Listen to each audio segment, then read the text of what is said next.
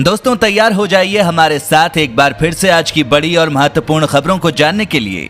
देश विदेश से कई बड़ी और महत्वपूर्ण खबरें निकल कर आ रही हैं। साथ ही सरकार की तरफ से कुछ नए नियम और स्कीम निकल कर आ रही हैं जिनका जानना आपके लिए बहुत जरूरी है।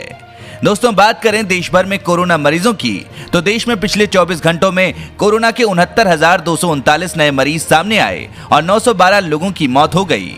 इसी के साथ आज की बड़ी खबरों में आप देखेंगे भारत में 2020 खत्म होने से पहले आ जाएगी कोरोना की पहली वैक्सीन, जानेंगे पूरी सच्चाई। इस पूरी खबर को जानना आपके लिए बहुत जरूरी है। साथ ही जानिए किसानों के लिए बड़ा अलर्ट, 7 दिन के अंदर बैंक से कर लें ये काम वरना होगा नुकसान। इस पूरी खबर को जरूर जान लीजिएगा, आगे जानेंगे इसकी पूरी जानकारी। साथ ही साथ पोस्ट ऑफिस कस्टमर के लिए बड़ी खबर, बदल चुके हैं सेविंग अकाउंट से जुड़े नियम, ध्यान नहीं दिया तो कटेगा पैसा। इस पूरी खबर को जानने के लिए बने रहिए हमारे साथ। अब जानिए मोदी सरकार को बताएं बेरोजगार होने की बात, सिर्फ 15 दिन में मिलने लगेगा पैसा। इस पूरी खबर को जरूर जान लीजिएगा। दोस्तों आगे आपके लिए एक बहुत बड़ी खबर निकल कर आई है। मोदी सरकार के मुफ्त राशन योजना का लाभ लेने में आ रही दिक्कतें, तो इस नंबर पर करें कॉल, आगे जानेंगे इसकी पूरी जानकारी। दोस्तों ये सभी खबरें जानना बेहद जरूरी हैं। खबरों को विस्तार से जानने के लिए बने रहिए हमारे साथ। उससे पहले दोस्तों इस वीडियो पर एक लाइक जरूर करिएगा, आपका एक लाइक करना ही हमारी मेहनत का फल है। तो चलिए बिना देरी किए लिए चलते हैं आपको आज की सबसे पहली खबर की तरफ। भारत में 2020 खत्म होने से पहले आ जाएगी कोरोना की पहली वैक्सीन। भारत समेत पूरी दुनिया में कोरोना वायरस महामारी का कहर तेजी से बढ़ रहा है। भारत में प्रतिदिन अब करीब 70,000 तक मामले सामने आने लगे हैं। इस बीच भारत में लोगों को कोरोना वैक्सीन को लेकर काफी उम्मीदें हैं। रूस ने दुनिया की पहली कोरोना वैक्सीन बना ली है, लेकिन आखिर भारत में पहली कोरोना वैक्सीन कब तक आ सकती है, इसको लेकर देश के स्वास्थ्य मंत्री ने बड़ी जानकारी दी है। स्वास्थ्य मंत्री डॉक्टर हर्षवर्धन ने कहा है कि अगर सब कुछ ठीक रहा तो देश में पहली कोरोना वैक्सीन इस साल के अंत तक आ जाएगी। केंद्रीय स्वास्थ्य मंत्री डॉक्टर हर्षवर्धन ने कहा है कि कोरोना के खिलाफ जंग में भारत की पहली वैक्सीन इस साल के अंत तक उपलब्ध हो सकती है। साथ ही अब जानिए मोदी सरकार के मुफ्त अनाज योजना का लाभ लेने में आ रही दिक्कतें, तो इस नंबर पर करें कॉल। केंद्र सरकार ने लॉकडाउन के दौरान आत्मनिर्भर भारत अभियान के तहत मात्र 2.51 करोड़ प्रवासी मजदूरों को ही अनाज वितरित किया है। उपभोक्ता एवं खाद्य मंत्रालय की माने तो अनाज कम वितरण बताता है कि प्रवासी मजदूरों की वास्तविक संख्या काफी कम थी। लॉकडाउन के बाद से ही केंद्र सरकार बिना राशन कार्ड वालों को मुफ्त राशन देती आ रही है। ये योजना केंद्र सरकार की आत्मनिर्भर भारत योजना के अंतर्गत शुरू की गई थी, लेकिन लोगों को इस योजना के बारे में पूरी तरह से जानकारी नहीं होने के कारण लाभ नहीं मिल पा रहा है। हालांकि कुछ लोगों ने आवेदन करने के बावजूद भी राशन न मिलने की बात कही है। इसके लिए सरकार ने टोल फ्री नंबर 1800-180-2087, 1800-212-5512 और 1967 जारी किया है। उपभोक्ता अपनी शिकायत इन नंबरों पर दर्ज करवा सकते हैं। कई राज्य सरकारों ने अलग से भी हेल्पलाइन नंबर जारी किए हैं। दोस्तों इस वीडियो को देखते रहिए क्योंकि आगे आप देखेंगे अब चीनी खिलौनों पर एक्शन की तैयारी, मोदी सरकार बना रही है खास रणनीति। साथ ही अब जानिए मोदी सरकार को बताएं बेरोजगार होने की बात, सिर्फ 15 दिन में मिलने लगेगा पैसा। कोरोना काल में कई लोग हैं जिनकी छटनी हो गई है। इस माहौल को देखते हुए नरेंद्र मोदी सरकार ने हाल ही में एक बड़ा फैसला लिया है। इसके तहत अगर आप बेरोजगार हो गए हैं तो 15 दिन के भीतर सरकार आपके खाते में पैसे डालेगी। आइए समझते हैं आखिर क्या है मामला। दरअसल केंद्रीय श्रम मंत्री संतोष गंगवार ने कर्मचारी राज्य बीमा निगम की अटल बीमित व्यक्ति कल्याण योजना को लेकर एक अहम आदेश दिया है। उन्होंने कहा कि इस योजना के तहत बेरोजगारी लाभ के लिए दावा करने वालों के आवेदन को 15 दिनों में निपटा दिया जाए। साथ ही अब जानिए अब चीनी खिलौनों पर एक्शन की तैयारी, मोदी सरकार बना रही है खास रणनीति। केंद्र सरकार भारतीय बाजार से धीरे धीरे चीनी सामान को बाहर करने की रणनीति पर लगातार काम कर रही है। चीनी मोबाइल ऐप पर कार्रवाई करने के बाद प्रधानमंत्री नरेंद्र मोदी की नजर खिलौना उद्योग पर है।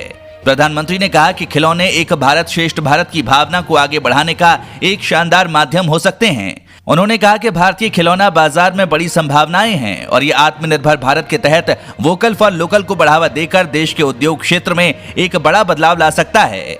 प्रधानमंत्री नरेंद्र मोदी ने मंत्रियों और आला अधिकारियों से भारतीय खिलौनों को बढ़ावा देने और इंटरनेशनल लेवल पर इन्हें लोकप्रिय बनाने के लिए कदम उठाने को कहा है। दोस्तों इस चैनल पर हम आपको देश और दुनिया भर की सभी ताज़ा खबरों को सबसे पहले लेकर आते हैं। अगर आप भी चाहते हैं कि दुनिया भर की खबरें आपके पास सबसे पहले पहुंचें, तो चैनल को बिना भूले नीचे दिए गए लाल बटन को दबाकर सब्सक्राइब जरूर कर दें और बेल आइकन को भी जरूर दबाएं।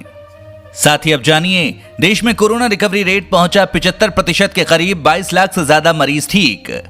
देश भर में पिछले 24 घंटे में रिकॉर्ड 57,989 कोरोना वायरस से संक्रमित मरीज स्वस्थ हुए हैं, जिससे देश में कोरोना रिकवरी रेट बढ़कर 75% के करीब पहुंच गया है। केंद्रीय स्वास्थ्य मंत्रालय की ओर से रविवार को जारी आंकड़ों के मुताबिक पिछले 24 घंटे में देश भर में 57,989 कोरोना मरीज स्वस्थ हुए हैं, जिससे अब संक्रमण को मात देने वाले व्यक्तियों की कुल संख्या बढ़कर 22,80,566 हो गई है। ये संख्या कुल संक्रमितों के 74.90% है।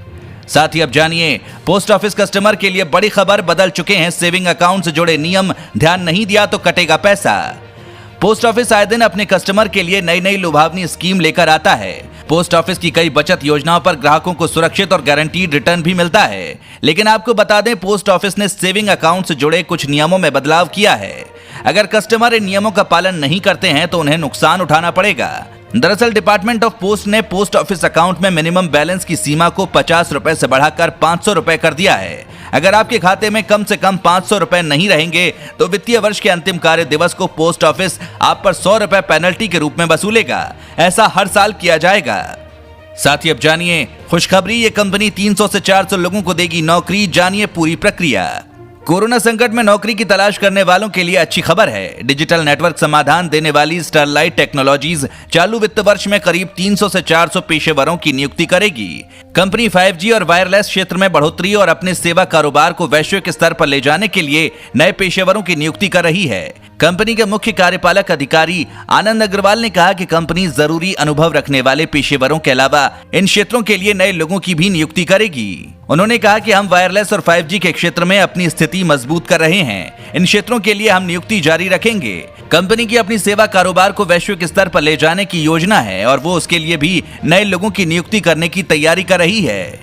साथ ही अब जानिए, इस बैंक ने शुरू की नई एटीएम सर्विस, एक व्हाट्सएप मैसेज पर आपके घर पहुंचेगा कैश।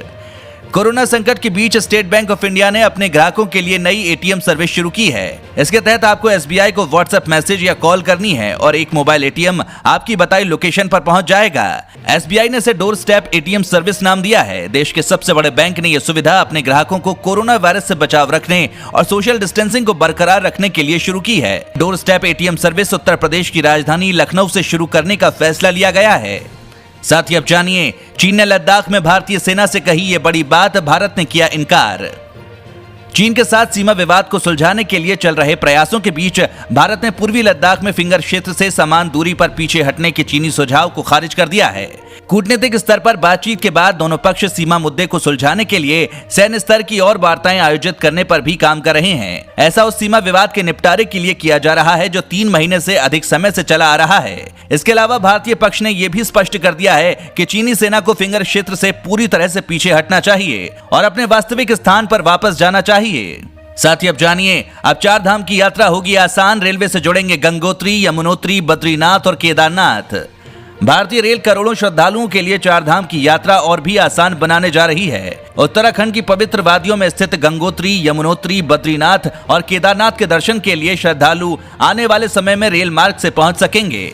ये रेल लाइन देहरादून, पौड़ी, टेहरी गढ़वाल, चमोली, रुद्रप्रयाग और उत्तरकाशी से होती हुई गुजरेगी। हिंदू धर्म में 4 धाम यात्रा का विशेष महत्व है। इन पवित्र धामों तक श्रद्धालु आसानी से पहुंच सकें, इसके लिए मोदी सरकार 4 धाम प्रोजेक्ट पर काम कर रही है। इस प्रोजेक्ट के तहत 4 धाम को रेल मार्ग से जोड़ने का काम किया जाएगा। और अब जानिए, किसानों के लिए बड़ा अलर्ट, 7 दिन के अंदर बैंक को वापस कर दें लोन का पैसा, वरना ये खबर उन किसानों के लिए है जिन्होंने खेती किसानी के लिए बैंकों से लोन ले रखा है। अगर वो अगले 7 दिन के अंदर किसान क्रेडिट कार्ड पर लिया गया पैसा बैंक को वापस नहीं करते हैं तो उन्हें 4 की जगह 7% ब्याज देना पड़ेगा। खेती किसानी के लोन पर सरकार ने 31 अगस्त तक पैसा जमा करने की मोहलत दी है। आमतौर पर केसीसी पर लिए गए लोन को 31 मार्च तक वापस करना होता है। उसके बाद किसान फिर अगले साल के लिए पैसा ले सकता है। जो किसान समझदार हैं वो समय पर पैसा जमा करके ब्याज में छूट का लाभ उठा लेते हैं। 2-4 दिन बाद फिर से पैसा निकाल लेते हैं। इस तरह बैंक में उनका रिकॉर्ड भी ठीक रहता है और खेती के लिए पैसे की कमी भी नहीं पड़ती। अब और छूट मिलने की संभावना कम ही है क्योंकि लॉकडाउन खत्म हो गया है। कृषि गतिविधियां भी पटरी पर आ गई हैं। साथ ही अब जानिए, महात्मा गांधी का चश्मा लेटर बॉक्स छोड़ गया था कोई, इतने करोड़ में हुआ नीलाम। ब्रिटेन के ब्रिस्टल में भारत के राष्ट्रपिता महात्मा गांधी के चश्मे की नीलामी हुई। शुक्रवार को हुई इस ऑनलाइन नीलामी में गांधी जी के चश्मे को 6 मिनट की बोली के बाद एक अमेरिकी कलेक्टर ने 2 करोड़ 55 लाख रुपए में खरीदा। ये नीलामी ईस्ट ब्रिस्टल ऑक्शन एजेंसी की तरफ से हुई और इसके नीलामीकर्ता एंड्रू स्टो ने कहा कि इस नीलामी से कंपनी का नाम एक अभूतपूर्व रिकॉर्ड बन गया है। इन चश्मों से न केवल हमारी कंपनी की नीलामी का रिकॉर्ड बना है, बल्कि साथ ही अंतर्राष्ट्रीय ऐतिहासिक महत्व की खोज भी हुई है। साथ ही अब जानिए, देश के हर ब्लॉक में खुलेंगे अब गोल्ड हॉलमार्किंग केंद्र, लाखों लोगों को मिलेगा रोजगार। देश में अगले साल जून महीने से सोने की हॉलमार्किंग अनिवार्य हो जाएगी। मोदी सरकार ने ज्वेलर्स को पुराना स्टॉक बेचने के लिए 1 साल का वक्त दिया था, जिसे बढ़ाकर अब जून 2021 कर दिया गया है। पहले ज्वेलर्स को 15 जनवरी 2021 तक पुराना स्टॉक बेचने का फरमान सुनाया गया था।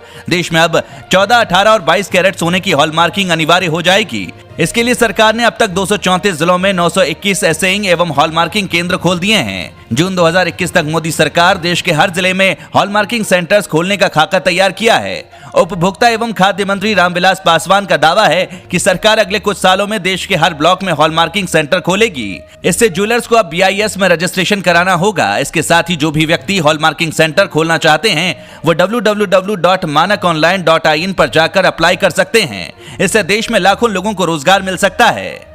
साथ ही साथ कोई भी काम नहीं करने के लिए यहाँ मिल रहा 1.41 लाख रुपए, शर्त जान आप भी होंगे तैयार।